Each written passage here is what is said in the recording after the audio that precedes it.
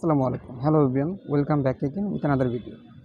প্রতিদিনের মতো আজকেও নতুন কিছু নিয়ে এসেছি এবং নতুন কিছু স্ট্রাকচার যেগুলো আমাদের দৈনন্দিন কথাবার্তাগুলো খুব সুন্দর করে ফুটিয়ে তোলে। কারণ আমি এই ধরনের স্ট্রাকচারগুলো এই কারণেই বানাই যাতে এই স্ট্রাকচারগুলো আপনারা মেকিং করে যাতে যখন যে পরিস্থিতিতে আপনি এই ধরনের কথাগুলো বলতে পারেন, এটা খুবই ইম্পর্টেন্ট।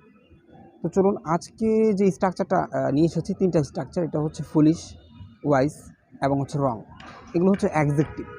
তো এগুলো আমরা দিয়ে কীভাবে করতে পারবো, আমি স্ট্রাকচার বানিয়ে দিচ্ছি। আমি তো তাহলে দেখা গিয়েছে যদি বেশি উদাহরণ দিয়ে দিই তাহলে ভিডিওটা অনেক বড় হয়ে যাবে।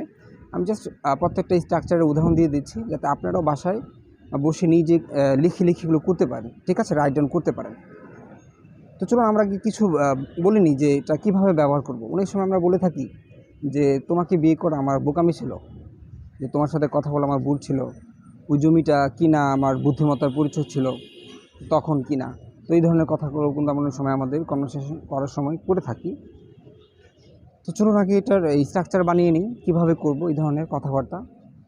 প্রথমে হচ্ছে আপনার ইট, তারপরে হচ্ছে অ্যামিজার, ওয়াজার, তারপরে হচ্ছে আপনার ফুলিশ। এখানে আপনি ফুলিশনেস বলতে পারবেন না, অ্যাডজেক্টিভ এটা ফুলিশ। তারপর হচ্ছে অথবা আপনার রং বলতে পারেন, অথবা আপনি ওয়াইজ বলতে পারেন। তারপর হচ্ছে আপনার প্লাস অফ। তারপর হচ্ছে আপনার কাকে দেখাবেন, মি আমাকে, হিম হার, আস, দ্যাম, ইউ দেওয়ার পরে তারপর হচ্ছে প্লাস টু দেওয়ার পরে আপনার ভার্ব ওয়ান পরে তারপরে আপনার যে কোনো অবজেক্ট দিতে পারেন। তো চলুন আগে এখন কয়েকটা এক্সাম্পল নিই কীভাবে আমরা এটা করবো। যেমন আমরা অনেক সময় বলতে পারি it was foolish of me to marry you. আমার তোমাকে বিয়ে করা বোকামি ছিল। It was foolish of me to marry you. আমার তোমাকে বিয়ে করা বোকামি ছিল। আবার বলতে পারি it was foolish of him to go there. এটা তার বোকামি ছিল সেখানে যাওয়া। It was foolish of him to go there. এটা তার বোকামি ছিল সেখানে যাওয়া। আবার বলতে পারি যে it was foolish of me to talk to him. আমার এটা বোকামি ছিল তার সাথে কথা বলা।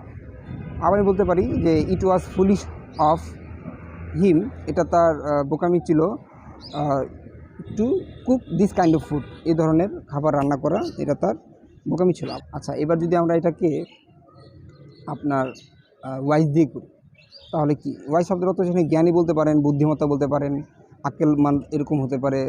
তারপর আপনার সুবীক্ষণ বলতে পারে। যেমন আমরা বলতে পারেন সময় it was wise of me to buy that mobile.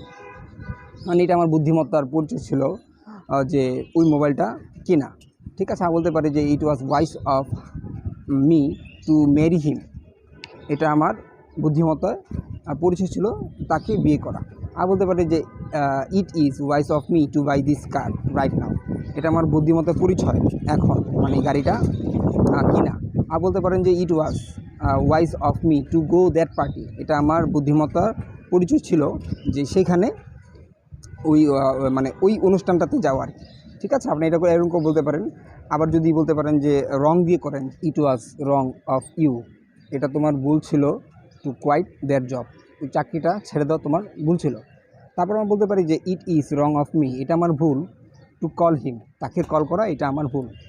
তারপর আমরা বলতে পারি যে it is wrong of me, এটা আমার ভুল টু গিভ হিম সাম মানি, তাকে কিছু টাকা দেওয়া এটা আমার ভুল। আবার বলতে পারি it was wrong of me, এটা আমার ভুল ছিল টু টক টু ইউ, তার সাথে মানে তোমার সাথে কথা বলা এটা আমার ভুল ছিল। তো এরকম করে আপনার এটাকে বানাতে পারবেন, খুব সহজ একটা structure. So till then keep practicing, have fun, and আল্লাহ হাফিজ।